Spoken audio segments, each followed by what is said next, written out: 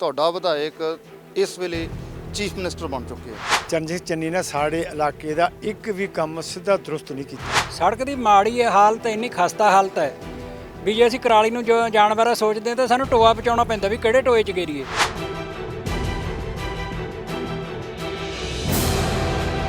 ਉਹਨਾਂ ਦੀ ਆਪਣੀਆਂ ਗੱਡੀਆਂ ਵਾਸਤੇ, ਆਪਣੇ ਸਫ਼ਰ ਵਾਸਤੇ ਬਹੁਤ ਕੁਝ ਹੈ, ਲੋਕਾਂ ਨੂੰ ਦੇਣ ਵਾਸਤੇ ਕੁਝ ਨਹੀਂ। ਸਾਡੇ ਪਿੰਡ ਵੱਲ ਕੋਈ ਬਹੁਤਾ ਧਿਆਨ ਨਹੀਂ ਦਿੱਤਾ ਗਿਆ, ਉਹ ਗਲੀਆਂ ਨਾਲੀਆਂ ਤੱਕ ਹੀ ਸੀਮਿਤ ਹੈ।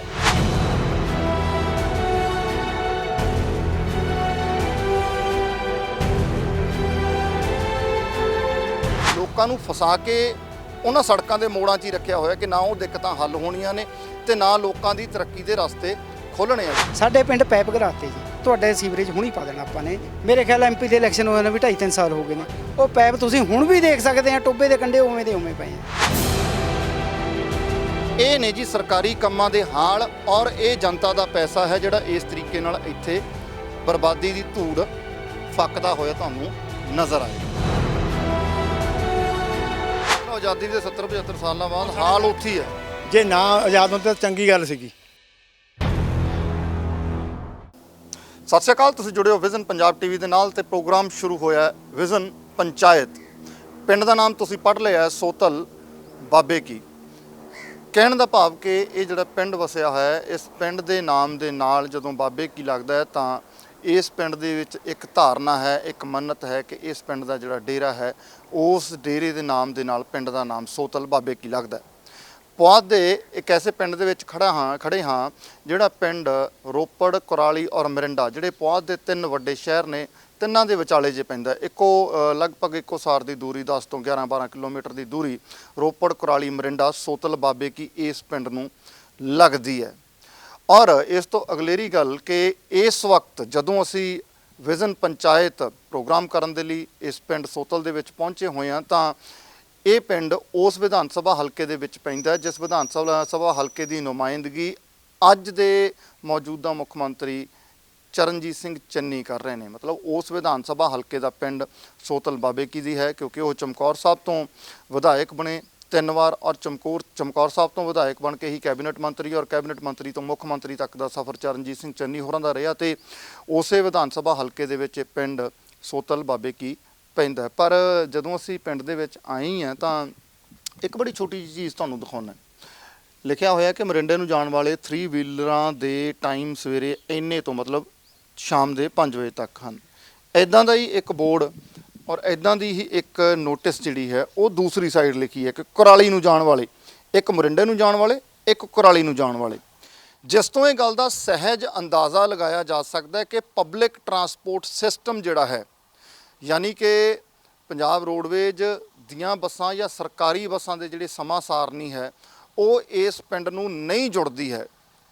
ਆਧੁਨਿਕ ਯੁੱਗ ਹੈ, ਤਰੱਕੀ ਦਾ ਯੁੱਗ ਹੈ, ਬੇਸ਼ੱਕ ਦੀ ਘਰ ਘਰ ਗੱਡੀਆਂ, ਕਾਰਾਂ, ਮੋਟਰਸਾਈਕਲ ਨੇ, ਪਰ ਜਿੱਥੇ ਪਬਲਿਕ ਟਰਾਂਸਪੋਰਟ ਦੀ ਜਾਂ ਸਰਕਾਰੀ ਬੱਸ ਸਰਵਿਸ ਦੀ ਗੱਲ ਆਉਂਦੀ ਹੈ ਲੱਗਦਾ ਕਿ ਇਹ ਪਿੰਡ ਉਸ ਤੋਂ ਸਖਣਾ ਹੈ। ਆਓ ਸੋਤਲ ਬਾਬੇ ਕੀ ਇਸ ਪਿੰਡ ਦੇ ਲੋਕਾਂ ਨਾਲ ਗੱਲਬਾਤ ਕਰਦੇ ਹਾਂ ਔਰ ਇਸ ਪਿੰਡ ਦੀਆਂ ਮੁੱਖ ਥਾਵਾਂ ਤੁਹਾਨੂੰ ਦਿਖਾਉਂਦੇ ਹਾਂ। ਪਿੰਡ ਦੇ ਲੋਕਾਂ ਨਾਲ ਜਦੋਂ ਗੱਲ ਕਰਾਂਗੇ ਤਾਂ ਪਤਾ ਲੱਗੇਗਾ ਕਿ ਅਸਲ ਦੇ ਵਿੱਚ ਪਿੰਡ ਦੀਆਂ ਦਿੱਕਤਾਂ, ਸਮੱਸਿਆਵਾਂ ਕਿੱਥੇ ਨੇ ਔਰ ਇਸ ਪਿੰਡ ਨੂੰ ਕੀ ਉਮੀਦਾਂ ਨੇ, ਕਿਉਂਕਿ ਇਸ ਵਕਤ ਇਹ ਪਿੰਡ ਜਿਹੜਾ ਹੈ ਮੁੱਖ ਮੰਤਰੀ ਚਰਨਜੀਤ ਸਿੰਘ ਚੰਨੀ ਹੋਰਾਂ ਦੇ ਵਿਧਾਨ ਸਭਾ ਹਲਕੇ ਦਾ ਪਿੰਡ ਬਣ ਚੁੱਕਿਆ। ਆਓ ਵੇਖਦੇ ਹਾਂ ਸੋਤਲ ਬਾਬੇ ਕੀ ਵਿਜ਼ਨ ਪੰਚਾਇਤ।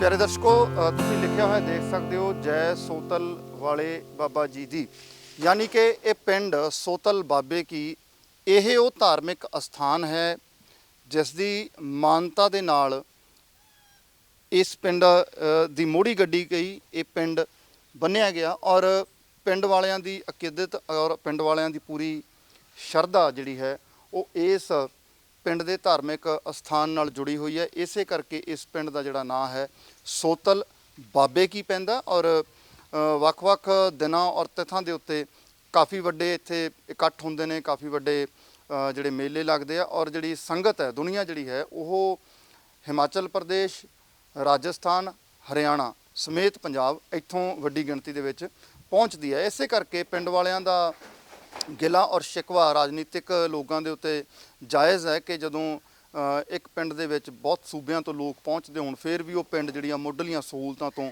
ਵਾਂਝਾ ਹੋਵੇ, ਨਾ ਚੰਗਾ ਹਸਪਤਾਲ ਹੋਵੇ, ਨਾ ਚੰਗਾ ਸਕੂਲ ਹੋਵੇ, ਨਾ ਚੰਗੀ ਡਿਸਪੈਂਸਰੀ, ਨਾ ਪਸ਼ੂਆਂ ਦਾ ਹਸਪਤਾਲ, ਔਰ ਸਭ ਤੋਂ ਜ਼ਰੂਰੀ ਚੀਜ਼ ਕਿ ਪਹੁੰਚ ਮਾਰਗ ਨੇ ਜਿਹੜੇ ਸੜਕੀ ਆਵਾਜਾਈ ਜਿਹੜੀ ਆ ਉਹ ਸੱਚਮੁੱਚ ਪਿੰਡ ਦੇ ਵਿੱਚ ਆਉਣ ਲਈ ਬਹੁਤ ਬੁਰੇ ਹਾਲਾਤਾਂ ਦੇ ਵਿੱਚੋਂ ਨਿਕਲ ਰਹੀ ਹੈ।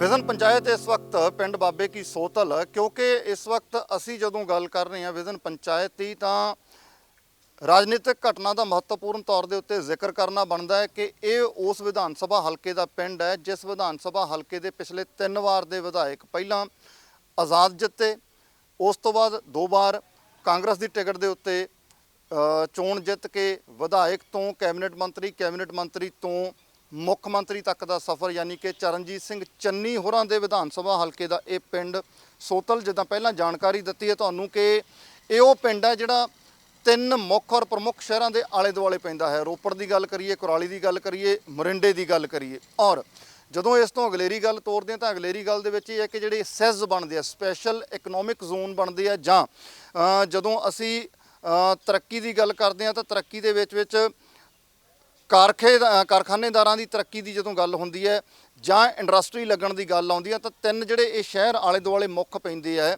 ਉਹਨਾਂ ਸ਼ਹਿਰਾਂ ਦੀ ਇੰਡਸਟਰੀ ਜਿਹੜੀ ਆ ਉਹ ਕਿਤੇ ਨਾ ਕਿਤੇ ਆ ਕੇ ਇਹਨਾਂ ਪਿੰਡਾਂ ਨੂੰ ਪ੍ਰਭਾਵਿਤ ਕਰਦੀ ਹੈ। ਪਹਿਲਾਂ ਕਿਉਂਕਿ ਵਿਜ਼ਨ ਪੰਚਾਇਤ ਲੱਗੀ ਹੈ, ਪਿੰਡ ਦੇ ਸਾਰੇ ਮੋਹਤਰਮ ਬੰਦੇ ਸਾਡੇ ਨਾਲ ਨੇ ਇਸ ਵਕਤ। ਪਹਿਲਾਂ ਇਸ ਪਿੰਡ ਦੇ ਪਿਛੋਕੜ ਔਰ ਇਸ ਪਿੰਡ ਦੇ ਇਤਿਹਾਸ ਦੀ ਗੱਲ ਕਰਦੇ ਆ, ਇਸ ਪਿੰਡ ਦਾ ਮੁੱਢ ਕਿਵੇਂ ਹੁੰਦਾ ਔਰ ਇਸ ਪਿੰਡ ਦੇ ਜਿਹੜੇ ਪ੍ਰਮੁੱਖ ਸਥਾਨ ਨੇ ਉਹਨਾਂ ਦਾ ਨਾਮ ਇਸ ਪਿੰਡ ਦੇ ਨਾਲ ਆ ਕੇ ਕਿਵੇਂ ਜੁੜਦਾ ਹੈ। ਸਤਿ ਸ਼੍ਰੀ ਅਕਾਲ ਜੀ, ਕੀ ਨਾਂ ਹੈ ਜੀ ਤੁਹਾਡਾ? ਮੇਰਾ ਨਾਮ ਜਰਨੈਲ ਸਿੰਘ ਹੈ ਜੀ।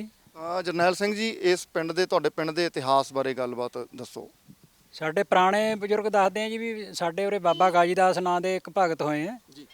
ਉਹ ਮਤਲਬ ਭਜਨੀਕ ਸੀਗੇ, ਹੱਥੀਂ ਕਾਰ ਵੀ ਕਰਦੇ ਸੀਗੇ ਤੇ ਸਭ ਨੂੰ ਇਹੀ ਸੰਦੇਸ਼ ਦਿੰਦੇ ਸੀਗੇ ਵੀ ਭਾਈ ਆਪਣੀ ਹੱਥਾਂ ਦੀ ਮਿਹਨਤ ਕਰੋ, ਤੇ ਉਹਨਾਂ ਦੇ ਨਾਂ ਤੇ ਇਹ ਸੋਤਲ ਦਾ ਨਾਂ ਸੀ, ਇਹ ਸੋਤਲ ਬਾਬਾ ਬਣ ਗਿਆ।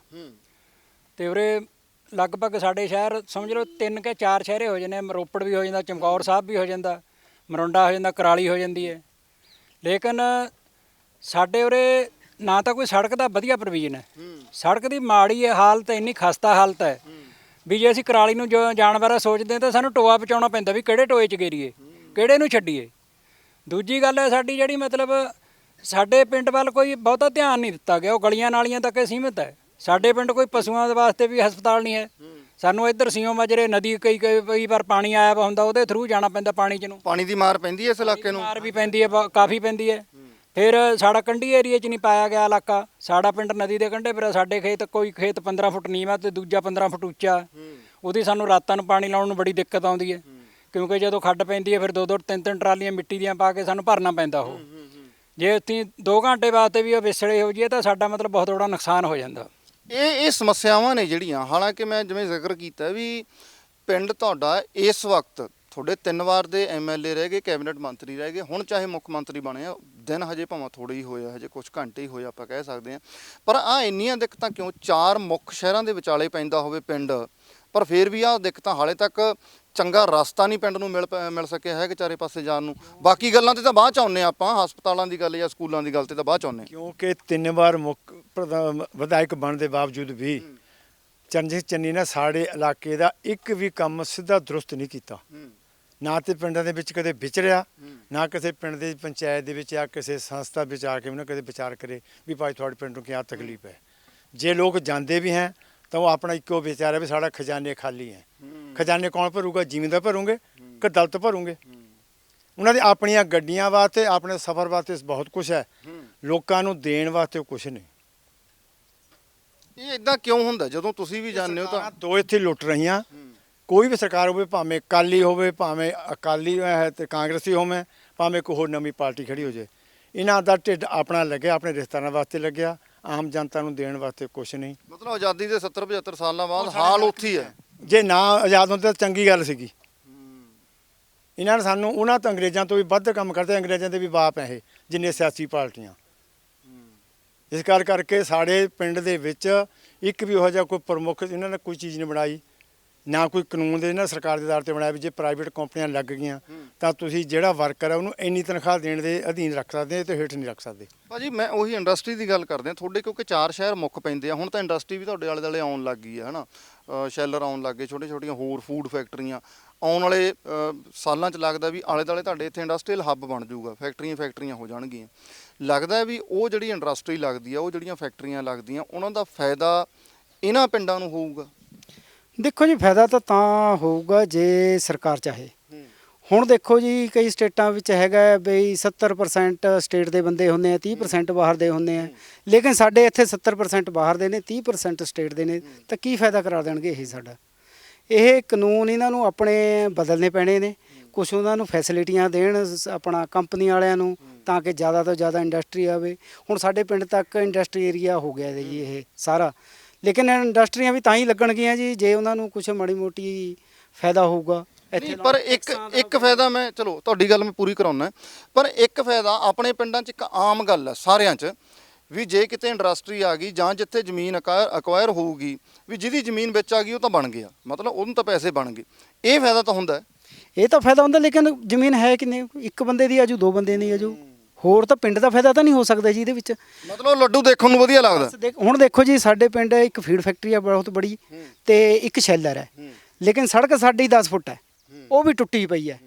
ਇਹਦੇ ਬਾਰੇ ਵਿੱਚ ਪਹਿਲਾਂ ਵੀ ਜਦੋਂ ਬਣੀ ਸੀ ਉਦੋਂ ਵੀ ਅਸੀਂ ਕਿਹਾ ਸੀ ਵੀ ਨਹੀਂ ਇਹਦੇ ਪਰ ਲੁੱਕ ਵਗੈਰਾ ਚੰਗੀ ਪਵੇ ਜਾਂ ਉੱਚੀ ਕਰੇ ਜਿੱਥੇ ਜਿੱਥੇ ਪਾਣੀ ਖੜਦਾ, ਲੇਕਿਨ ਕਿਸੇ ਨੇ ਨਹੀਂ ਸੁਣੀ ਹੈਗੀ ਸਾਡੀ। ਨਾ ਇਹ ਸੜਕ ਕਦੀ ਉੱਚੀ ਹੋਈ ਹੈ। ਦੇਖੋ ਜੇ ਸੜਕ ਉੱਚੀ ਹੋਊਗੀ ਤਾਂ ਹੀ ਪਾਣੀ ਥੱਲੇ ਉਤਰੂਗਾ। ਪਾਣੀ ਖੜਾ ਰਹਿੰਦਾ, ਇਹ ਇੱਕ ਮਟੀਰੀਅਲ ਇੱਦਾਂ ਦਾ ਲੱਗਦਾ ਵੀ 1 ਸਾਲ ਚੱਲਦੀ ਹੈ ਜੀ ਸੜਕ ਬਣ ਕੇ।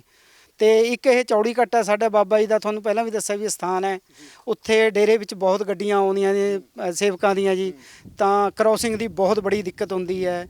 ਮੰਨ ਲਓ ਜੇ ਆਪਣਾ ਬੰਨ ਮਾਜਰੇ ਕੋਈ ਐਕਸੀਡੈਂਟ ਹੋ ਗਿਆ ਤਾਂ ਸਾਰੀ ਟ੍ਰੈਫਿਕ ਇਸ ਰੋਡ ਨੂੰ ਨਿਕਲਦੀ ਹੈ ਜੀ ਸਾਡੀ ਨੂੰ, ਤਾਂ ਉਹਦੇ ਵਿੱਚ ਬਹੁਤ ਦਿੱਕਤ ਆਉਂਦੀ ਹੈ ਜੀ ਟ੍ਰੈਫਿਕ ਨੂੰ। ਕਈ ਵਾਰੀ ਖੇਤਾਂ ਵਿੱਚ ਗੱਡੀਆਂ ਗਿਰ ਜਾਂਦੀਆਂ ਜੀ, ਜਾਣੀ ਕਿ ਸੜਕ ਦੀ ਸਭ ਤੋਂ ਬਹੁਤ ਬੜੀ ਇਸ ਮਾਮਲੇ ਨੂੰ ਲੈ ਕੇ ਤੁਸੀਂ ਵੀ ਮੇਰੇ ਨਾਲ ਗੱਲ ਕਰ ਰਹੇ, ਸ਼ਾਇਦ ਆਜੋ ਅੱਗੇ ਆਜੋ। ਇਸ ਮਾਮਲੇ ਨੂੰ ਲੈ ਕੇ ਦੇਖੋ, ਜਦੋਂ ਤੁਹਾਡਾ ਪਿੰਡ ਇਤਿਹਾਸਕ ਪਿੰਡ ਆ, ਤੁਹਾਡੇ ਪਿੰਡ ਦੇ ਵਿੱਚ ਡੇਰਾ ਹੈ ਜਿਹਦੀ ਮਾਨਤਾ ਤੁਹਾਡੇ ਇਲਾਕੇ 'ਚ ਨਹੀਂ ਹੈਗੀ, ਬਾਹਰਲੇ ਸੂਬਿਆਂ ਦੇ ਵਿੱਚ ਵੀ ਹੈ। ਤੁਸੀਂ ਦੱਸ ਰਹੇ ਹੋ ਕਿ ਹਿਮਾਚਲ ਤੋਂ, ਹਰਿਆਣੇ ਤੋਂ ਦੁਨੀਆ ਆਉਂਦੀ ਹੈ। ਜਦੋਂ ਪਿੰਡ ਦਾ ਨਾਂ ਹੀ ਬਾਬੇ ਦੇ ਨਾਂ ਨਾਲ ਜੁੜ ਗਿਆ ਤਾਂ ਫਿਰ ਇਹ ਰਾਜਨੀਤੀ ਵਾਲਿਆਂ ਨੂੰ ਵੀ ਪਤਾ ਹੁੰਦਾ ਕਿ ਅਸੀਂ ਡੇਰਿਆਂ ਤੋਂ ਵੋਟਾਂ ਕਿਵੇਂ ਲੈਣੀਆਂ ਨੇ, ਜਾਂ ਘੱਟੋ ਘੱਟ ਉਹਨਾਂ ਪਿੰਡਾਂ ਨੂੰ ਅਸੀਂ ਕਿਵੇਂ ਹੋਰ ਅੱਗੇ ਲੈ ਕੇ ਜਾਣਾ ਜਿਹੜੇ ਪਿੰਡਾਂ ਦੇ ਨਾਲ ਵੋਟ ਜੁੜਦੀ ਆ ਜਾਂ ਦੁਨੀਆ ਆਉਂਦੀ ਹੈ। ਤਾਂ ਫਿਰ ਇਸ ਪਿੰਡ ਦੇ ਜਿਹੜੀ ਮੁੱਢਲੀ ਜ਼ਰੂਰਤ ਹੈ ਸੜਕਾਂ ਨਾਲ ਜੋੜਨ ਵਾਲਾ, ਉਹ ਕਿਉਂ ਨਹੀਂ ਹੁਣ ਤੱਕ ਕੀਤਾ ਜਾਂਦਾ ਹੈਗਾ? ਸਰ ਇਹੀ ਤਾਂ ਮੈਂ ਪੁੱਛਣਾ ਚਾਹੁੰਦਾ, ਕਿਉਂਕਿ ਇੰਨੀ ਪ੍ਰੋਗਰੈਸ ਹੋ ਚੁੱਕੀ ਆ ਹੁਣ ਤੱਕ, ਹਰੇਕ ਏਰੀਏ 'ਚ ਹੋ ਰਹੀ ਹੈ। ਮੇਨ ਹਾਈਵੇ 4 ਤੋਂ 8 ਬਣ ਰਹੇ ਆ ਹੁਣ, ਪਰ ਸਾਡੇ ਪਿੰਡਾਂ ਵੱਲ ਕੋਈ ਧਿਆਨ ਹੀ ਨਹੀਂ ਦਿੱਤਾ ਜਾਂਦਾ। ਉਹ ਸਾਡੇ ਵਿੱਚ ਆ ਕੇ ਇੱਕ ਵਾਰ ਦੇਖਣ ਤਾਂ ਸਹੀ, ਮੰਤਰੀ ਸਾਹਿਬ ਉੱਥੇ ਬੈਠ ਕੇ ਬਸ ਕਹਿ ਹੀ ਜਾ ਰਹੇ ਆ ਇਹ ਹੋਣਾ ਨਹੀਂ ਹੈਗਾ, ਸਾਡਾ ਬਜਟ ਨਹੀਂ ਹੈਗਾ, ਜਾਂ ਫਿਰ ਕਹਿੰਦੇ ਆ ਵੀ ਸਾਨੂੰ ਉਸ ਪਿੰਡ ਤੋਂ ਵੋਟ ਨਹੀਂ ਪੈਂਦੀ, ਇਸ ਕਰਕੇ ਸਮੱਸਿਆ ਆ ਰਹੀ ਹੈ। ਮਤਲਬ ਇਹ ਪਾੜਾ ਵੀ ਰੱਖਦੇ ਆ। ਹਾਂਜੀ, ਤੇ ਮੈਂ ਖੁਦ ਬੰਦੇ ਨੂੰ ਮਿਲਿਆ, ਉਹਨਾਂ ਦਾ ਨਾਂ ਨਹੀਂ ਲੈਣਾ ਚਾਹੁੰਦਾ, ਕਿਉਂਕਿ ਉਹਨਾਂ ਨੇ ਮੈਨੂੰ ਇਹ ਕਿਹਾ ਵੀ ਧਨੌਰੀ ਪਿੰਡ 'ਚੋਂ ਵੋਟ ਨਹੀਂ ਪੈ ਰਹੀ ਸਾਨੂੰ। ਮੈਂ ਉਹਨਾਂ ਨੂੰ ਫਿਰ ਅੱਗੇ ਰਿਪਲਾਈ ਕੀਤਾ ਵੀ ਧਨੌਰੀ 'ਚੋਂ ਵੋਟ ਨਹੀਂ ਪੈ ਰਹੀ, ਸੋਤਲ 'ਚੋਂ ਤਾਂ ਪੈ ਰਹੀ ਹੈ ਨਾ, ਜਾਂ ਬੰਨ ਮਾਜਰੇ ਤੋਂ ਪੈ ਰਹੀ ਹੈ, ਸਾਡਾ ਕੀ ਦੋਸ਼ ਹੈ ਉਹਦੇ ਵਿੱਚ? ਪਿਸਤਾ ਅਸੀਂ ਰਹੇ ਨਾ ਚੱਕੀ ਵਿੱਚ, ਸਾਨੂੰ ਮੰਨ ਲਓ ਬੰਨ ਮਾਜਰੇ ਤੋਂ ਅਸੀਂ ਆ ਰਹੇ ਆ, ਮੂਹਰੇ 2 ਗੱਡੀਆਂ ਲੱਗ ਗਈਆਂ, ਸੈਲਰ ਦੀਆਂ ਲੱਗ ਜਾਂ ਫੀਡ ਦੀਆਂ ਲੱਗ ਜਾਂ ਕੰਬਾਈਨ ਲੱਗ ਗਈ ਜਾਂ ਗੰਨੇ ਦੀ ਟਰੈਲੀ ਲੱਗ ਗਈ, ਸਾਨੂੰ 3 ਕਿਲੋਮੀਟਰ ਤੱਕ ਕੋਈ ਰਾਹ ਨਹੀਂ ਹੈਗਾ, ਉਹਦੇ ਮਗਰ ਆਉਣਾ ਪੈਂਦਾ। ਬਾਈ ਦਾ ਵੇ ਕੋਈ ਐਮਰਜੈਂਸੀ ਮਰੀਜ਼ ਹੀ ਹੋਵੇ ਜਿਹਨੂੰ ਡਾਕਟਰੀ ਸਹਾਇਤਾ ਦੀ ਲੋੜ ਆ, ਉਹ ਤਾਂ ਰਾਹ ਵਿੱਚ ਉਹਦਾ ਕੰਮ ਖਰਾਬ ਹੋ ਜਾਵੇ ਜੀ। ਇਹ ਖੁਦ ਮੇਰੇ ਨਾਲ ਇੱਕ ਵਾਰੀ ਬੀਤਿਆ। ਮੈਂ ਤਾਂ ਵੈਸੇ ਚਲੋ ਲਈ ਜਾ ਰਿਹਾ ਸੀ ਇਕੱਲਾ, ਮੈਂ ਸੋਤਲ ਤੋਂ ਧਨੌਰੀ ਤੱਕ ਜਾਣਾ ਸੀ, ਮੇਰੇ ਮੂਹਰੇ ਗੰਨੇ ਦੀ ਟਰੈਲੀ ਲੱਗ ਗਈ, ਮੈਨੂੰ ਧਨੌਰੀ ਅੱਡੇ ਤੱਕ, ਮੇਨ ਅੱਡੇ ਤੱਕ, ਸੜਕ ਤੱਕ ਮੈਨੂੰ ਕੋਈ ਸਾਈਡ ਨਹੀਂ ਮਿਲੀ, ਮੈਂ ਉਹਦੇ ਮਗਰੇ ਚੱਲੀ ਗਿਆ। 20 ਮਿੰਟ 5 ਮਿੰਟ ਦਾ ਰਸਤਾ ਮੈਨੂੰ 20 ਮਿੰਟ 'ਚ ਤੈਅ ਕਰਨਾ ਪਿਆ। ਔਰ ਇਸ ਤੋਂ ਇਲਾਵਾ ਹੋਰ ਜਿਹੜੀ ਬਾਬੇ ਦੀ ਸੰਗਤ ਆਉਂਦੀ ਬਾਬਾ ਗਾਜਦਾਸ ਦੇ ਸਥਾਨ 'ਤੇ, ਉਹ ਬਹੁਤ ਪਰੇਸ਼ਾਨ ਹੁੰਦੀ ਆ। ਮੋੜ ਸਾਡੇ ਤੰਗ ਆ, ਉਹ ਗੱਡੀਆਂ ਮੁੜਦੀਆਂ ਨਹੀਂ ਹੈਗੀਆਂ ਜੀ। ਬਾਕੀ ਜਦੋਂ ਬੜੀਆਂ ਗੱਡੀਆਂ ਆਉਂਦੀਆਂ ਫਿਰ ਉਹਨਾਂ ਨੂੰ ਸਾਈਡ ਨਹੀਂ ਹੁੰਦੀ ਹੈਗੀ, ਉਹ ਬੱਲੇ ਥੱਲੇ ਨਹੀਂ ਉਤਰਦੀਆਂ ਗੱਡੀਆਂ। ਤੁਸੀਂ ਦੇਖੋ ਪਿਆਰੇ ਦਰਸ਼ਕੋ, ਜਿੱਥੇ ਅਸੀਂ ਇਸ ਵਕਤ ਉਹਨਾਂ ਹਾਈਵੇਆਂ ਦੀ ਗੱਲ ਕਰ ਰਹੇ ਹਾਂ ਜਿਹੜੇ 8 ਲੇਨ 10 ਲੇਨ ਹਾਈਵੇ ਬਣ ਗਏ, ਜਾਂ ਅਸੀਂ ਰਾਉਂਡ ਅਬਾਊਟਸ ਦੀ ਗੱਲ ਕਰਦੇ ਹਾਂ ਕਿ ਜਿਹੜੇ ਪਿੰਡ ਨੇ ਅਸੀਂ ਉਹਨਾਂ ਪਿੰਡਾਂ ਨੂੰ ਇੱਦਾਂ ਦੀਆਂ ਸੜਕਾਂ ਨਾਲ ਜੋੜ ਦੇਣਾ।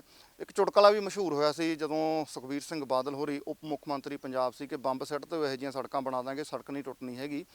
ਉਹ ਚੁਟਕਲਾ ਸੀਗਾ, ਉਹ ਚਲੋ ਇੱਕ ਮਖੌਲ ਦੀ ਗੱਲ ਸੀ। ਪਰ ਹਾਲੇ ਤੱਕ ਲੋਕ ਵੀ, ਸਰਕਾਰਾਂ ਦੇ ਨੁਮਾਇੰਦੇ ਵੀ ਲੋਕਾਂ ਨੂੰ ਫਸਾ ਕੇ ਉਹਨਾਂ ਸੜਕਾਂ ਦੇ ਮੋੜਾਂ 'ਚ ਹੀ ਰੱਖਿਆ ਹੋਇਆ ਕਿ ਨਾ ਉਹ ਦਿੱਕਤਾਂ ਹੱਲ ਹੋਣੀਆਂ ਨੇ ਤੇ ਨਾ ਲੋਕਾਂ ਦੀ ਤਰੱਕੀ ਦੇ ਰਸਤੇ ਖੋਲ੍ਹਣੇ ਆ। ਵਿਜ਼ਨ ਪੰਚਾਇਤ ਦੇ ਵਿੱਚ ਵਕਤ ਇੱਕ ਛੋਟੇ ਜਿਹੇ ਬ੍ਰੇਕ ਦਾ ਹੋਇਆ। ਮਿਲਦੇ ਆ ਬ੍ਰੇਕ ਦੇ ਉਸ ਪਾਰ।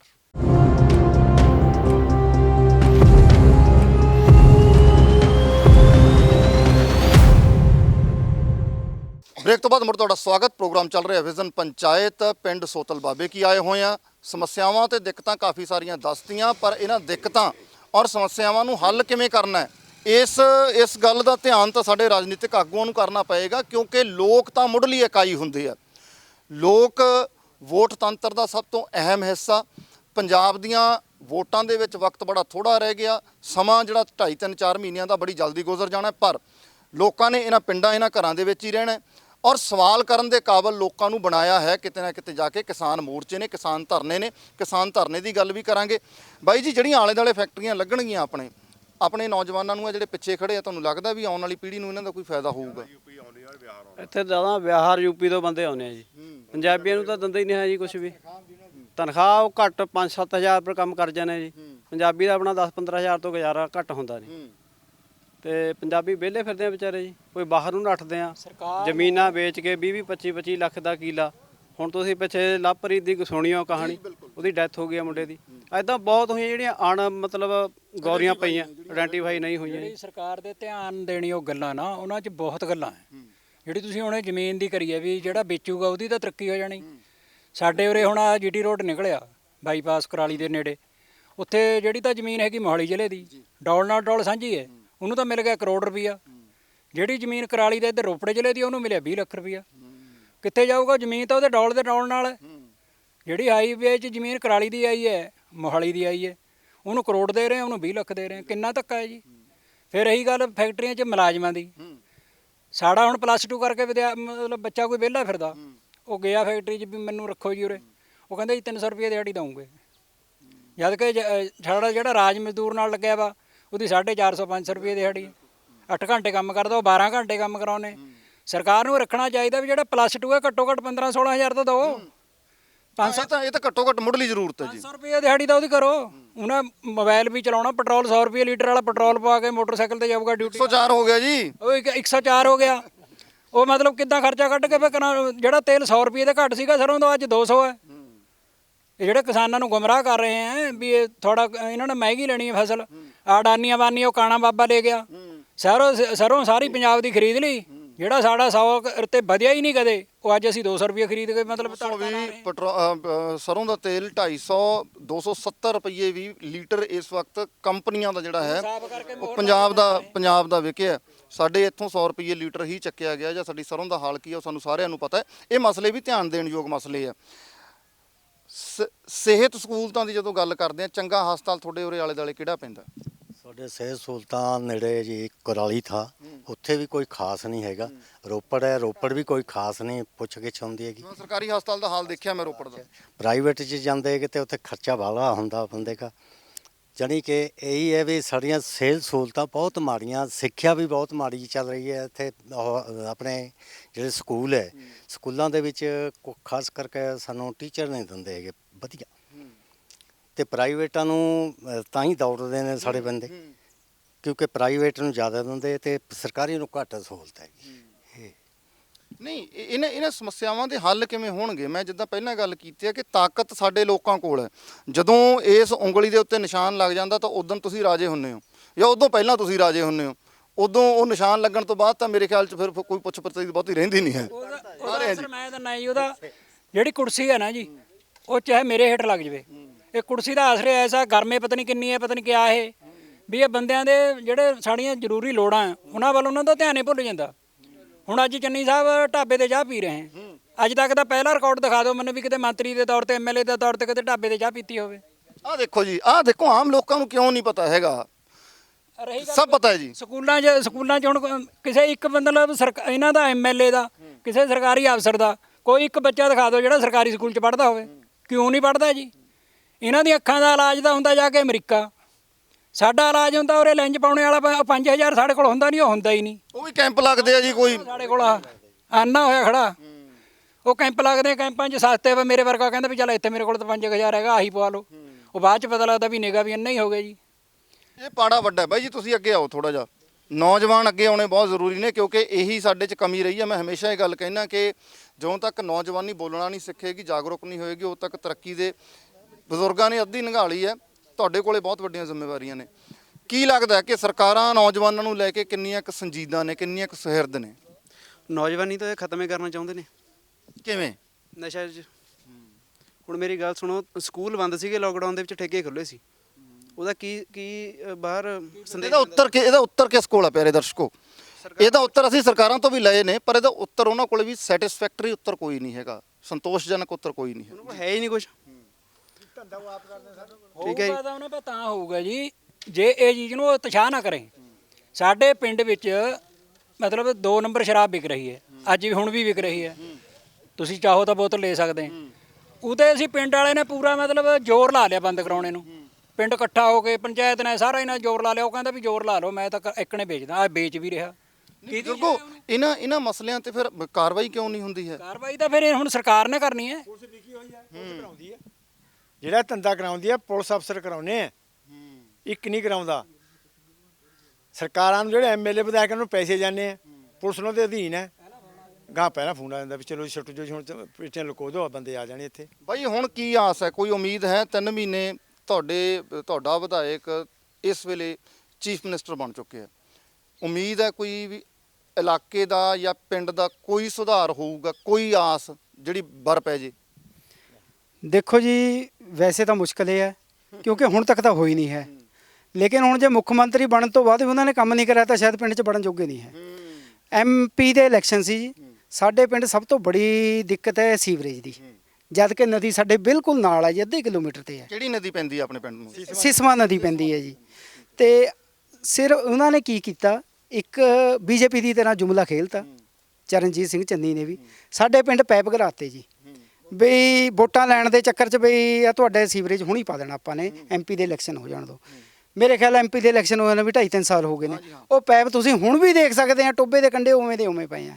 ਉਹਨਾਂ ਤੋਂ ਇੱਕ ਪਾਈਪ ਲਾਈਨ ਨਹੀਂ ਪਈ ਹੈਗੀ, ਜਦ ਕਿ ਕੈਬਨਿਟ ਮੰਤਰੀ ਵੀ ਸੀ।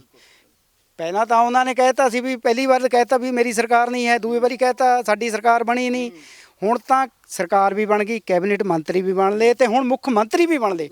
ਜੇ ਹੁਣ ਵੀ ਕੰਮ ਨਹੀਂ ਕਰਾਇਆ ਉਹਨਾਂ ਨੇ ਤਾਂ ਫਿਰ ਸ਼ਾਇਦ ਉਹ ਕਦੀ ਵੀ ਕੰਮ ਨਹੀਂ ਕਰਾ ਸਕਦੇ ਸਾਡੇ ਹਲਕੇ ਦਾ।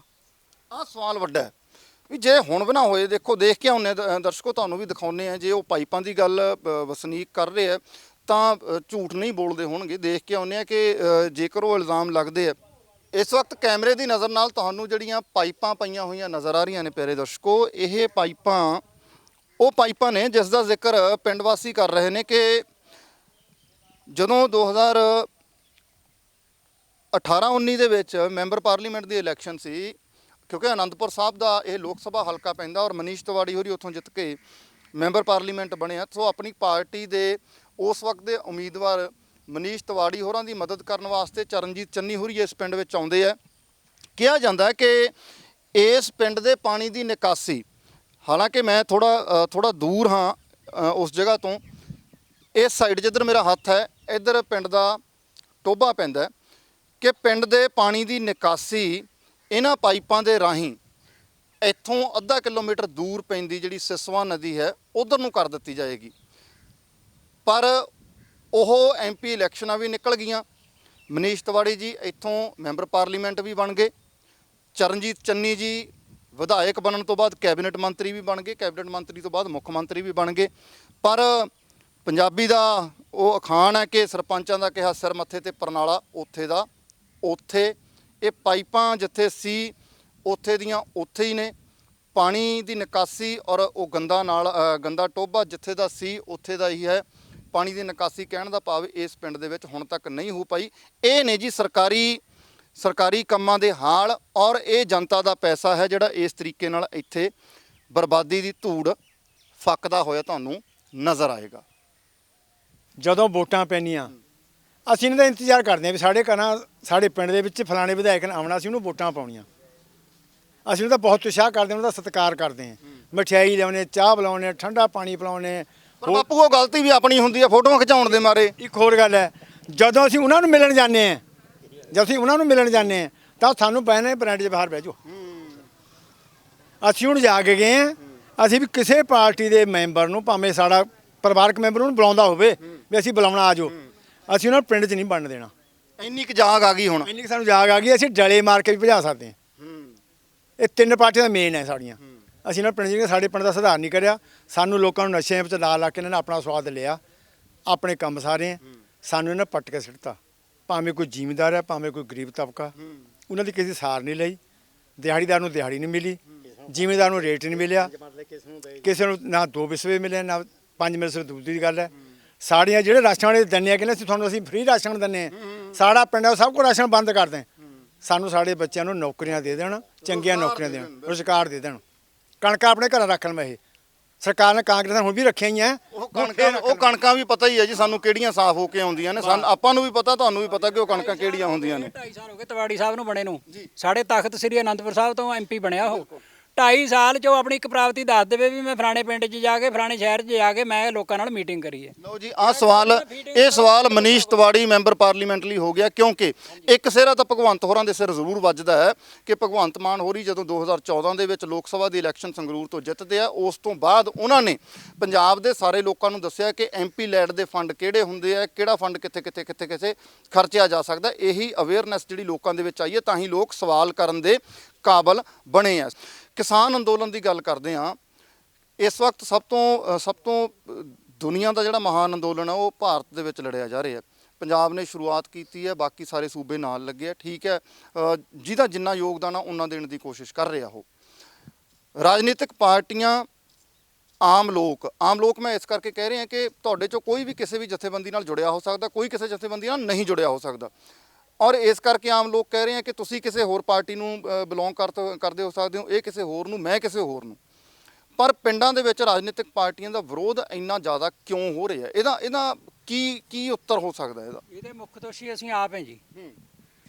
ਅੱਜ ਤੋਂ ਪਹਿਲਾਂ ਜਿੰਨੀਆਂ ਵੀ ਚੋਣਾਂ ਹੋਈਆਂ, ਜਿਸ ਤਰ੍ਹਾਂ ਹੁਣ ਚੋਣਾਂ ਦਾ ਟਾਈਮ ਆ ਗਿਆ ਨੇੜੇ, ਅਸੀਂ ਅਕਾਲੀਆਂ ਨੂੰ ਵੋਟ ਪਾਉਂਦੇ ਸੀਗੇ। ਅਸੀਂ ਪਹਿਲਾਂ ਅਕਾਲੀਆਂ ਦਾ ਝੰਡਾ ਲਾ ਦੇਣਾ ਜੀ, ਅਸੀਂ ਅਕਾਲੀ ਹਾਂ ਜੀ। ਜਿਹੜੇ ਕਾਂਗਰਸੀ ਆ ਜੀ, ਉਹਨਾਂ ਨੇ ਕਾਂਗਰਸੀਆਂ ਨਾਲ ਲਾ ਦੇਣਾ ਵੀ ਅਸੀਂ ਤਾਂ ਹੱਥ ਪੰਜੇ ਦੇ, ਅਸੀਂ ਤਾਂ ਉਹਨਾਂ ਨੂੰ ਪਾਉਣੀ ਹੈ ਜੀ।